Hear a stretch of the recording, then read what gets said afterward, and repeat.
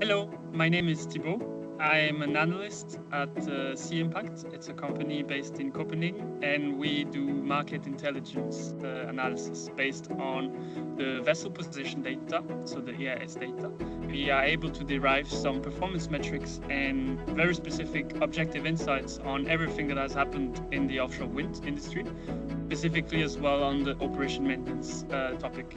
So I will be joining the 4th annual Offshore Wind Forum in Amsterdam from Leadvent, and I will be presenting what Sea Impact is, as well as some exclusive insights on what we call light logistics for operation maintenance, meaning it will be focused on the service operation vessels, the SOVs, as well as the different campaign approaches.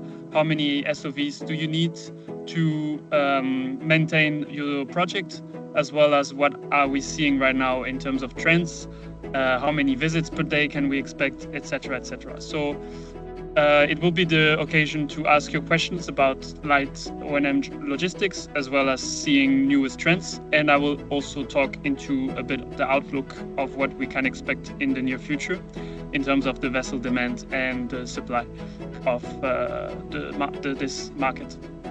So yes, please join me at the event, and I'm looking forward to seeing you all.